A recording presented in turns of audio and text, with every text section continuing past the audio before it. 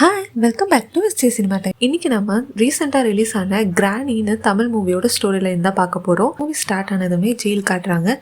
அங்கே ஆல்ரெடி லாக்அப்பில் இருக்க ஒரு போலீஸை விசாரிக்க இன்னொரு போலீஸ் வந்திருக்காங்க. கொஞ்ச நாளுக்கு முன்னாடி 100 வருஷமா சால்வ் பண்ண முடியாம இருந்த கேஸை சால்வ் பண்ண போலீஸ் தான் இப்போ ஜெயிலில் இருக்காரு. அவர் கூட இருந்த இன்னொரு போலீஸ் அந்த இன்வெஸ்டிகேஷன் அப்போ இறந்துட்டாரு. இப்போ சில முக்கியமான காரணத்துக்காக அங்க என்ன நடந்துச்சுங்கிற விஷயத்த தெரிஞ்சுக்க தான் இப்போ அந்த போலீஸ் அங்க வந்திருக்காரு. இப்போ நைட்டு காட்டுக்குள்ள ஒரு சின்ன பொண்ணு அவங்க பாட்டியை தேடி அலைஞ்சிட்டு இருக்கா. அப்ப அங்க யாரோ அவளை வாட்ச் பண்ற மாதிரி இருக்கு.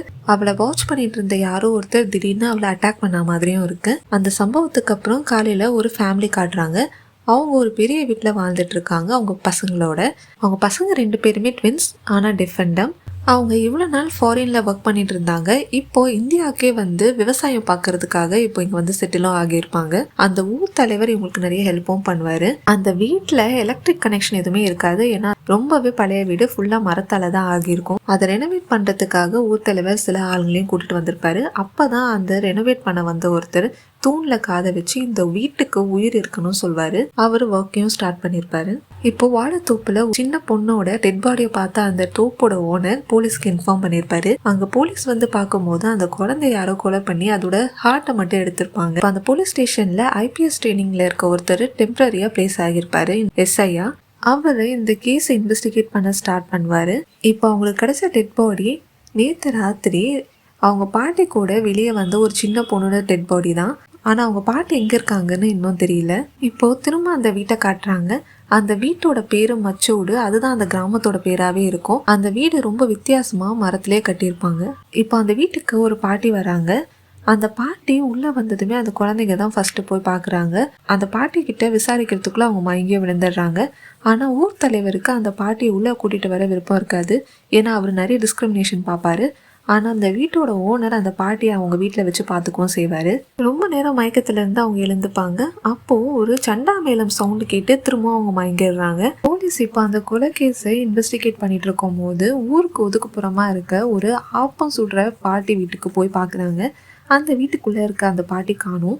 ஆனால் அங்கே ஒரு பிளான்ட்டை பார்க்குறாங்க. அது என்னென்னு செக் பண்ணும்போது அந்த பிளான்ட்டை அந்த போலீஸையும் கடிச்சிருது. இதை சொன்னால் கூட இருக்க யாருமே நம்பலை. இப்போ ஊர் தலைவர் அந்த மச்சோட வீட்டு ஓனர் கூட வெளியே போயிருக்காரு மாடு வாங்குற விஷயமா. அப்போ அவர் அவங்க வீட்டுக்கு வந்த பாட்டியை பற்றி ஒரு வித்தியாசமான கதையை சொல்கிறாரு.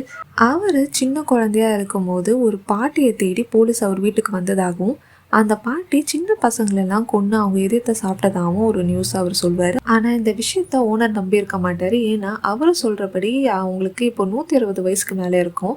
அதனால் இதை நம்பவே மாட்டார். இப்போ போலீஸ் இன்வெஸ்டிகேஷனில் இறந்து போன பொண்ணோட பாட்டியை கண்டுபிடிச்சதுனால ஒரு வைத்தியர் வீட்டில் போய் பார்க்குறாங்க. அப்போது அந்த வைத்தியர் அந்த பாட்டி ஏதோ ஒரு ஷாக்கில் இருக்காங்க, அதனால் பேச முடியாதுன்னு சொல்லிடுறாரு. அப்போது அந்த போலீஸ் அவரை கடிச்ச பிளான்ட்டை பற்றி அந்த வைத்தியர்கிட்ட சொல்கிறாரு. அவரோட முன்னோர்கள் எழுதின ஒரு புக்கை எடுத்து இப்போ போலீஸ்க்கு எக்ஸ்பிளைன் பண்ணவும் ஆரம்பிக்கிறாரு. இப்போ அவர் சொல்ற ஸ்டோரி படி ஒரு 100 வருஷத்துக்கு முன்னாடி அந்த ஊர்ல உச்சாயி பிரதாபன்னு ஒரு கப்பல் வாழ்ந்துட்டு இருந்தாங்க. அவங்க ரொம்பவே ரிச் ஆனவங்க. பிரதாபன் அவரோட ஒய்ஃப் மேல இருந்த லவ்னால ஃபுல்லா மரத்தால ஆன ஒரு வீட்டை அவங்களுக்கு கட்டி கொடுத்துருப்பாரு.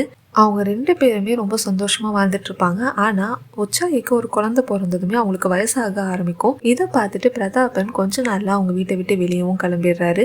30 வருஷத்துக்கு மேல அவர் வீட்டுக்கு திரும்பவும் வரவே இல்லை. உச்சாயிக்கு ரொம்ப வயசும் ஆயிடுது. ஆனா இப்ப பிரதாபன் திரும்ப வராரு. ஆனா 30 வருஷத்துக்கு முன்னாடி அவரு எப்படி இருந்தாரோ அதே மாதிரி உருவத்துல தான் திரும்ப அந்த வீட்டுக்கும் வந்திருப்பாரு. அவரு குழந்தைங்களோட இதயத்தையும் ஒரு அபூர்வமான பூவையும் சேர்த்து சாப்பிட்டதால அவரோட இளமை அப்படியே இருக்குன்னு உச்சாயி கிட்ட சொல்வாரு. அவருக்கு உச்சாயை திரும்ப பழைய மாதிரி இளமையா பார்க்கணுங்கிறது தான் ஆசை. இந்த விஷயம் தெரிஞ்ச ஊர் மக்கள் எல்லாம் சேர்ந்து இப்போ உச்சாயி வீட்டுக்கு வராங்க பிரதாபனை கொல்றதுக்கு. இதுக்கப்புறம் பிரதாபனுக்கும் உச்சாய்க்கும் என்ன ஆச்சு, இப்போ அந்த மச்சோட வீட்டுக்கு வந்திருக்க அந்த பாட்டி யாரு, அவங்க எதுக்காக இவங்க வீட்டுக்கு வந்திருக்காங்க, ஊர் தலைவரும் போலீஸும் இந்த கேஸை சால்வ் பண்றதுக்கு என்ன பண்றாங்க அப்படிங்கிறது தான் இந்த மூவியோட ஸ்டோரி லைன். இந்த மாதிரி மூவிஸ் அண்ட் சீரீஸோட ஸ்டோரி லைன் தெரிஞ்சுக்க மறக்காம நம்ம சேனலை சப்ஸ்கிரைப் பண்ணிக்கோங்க.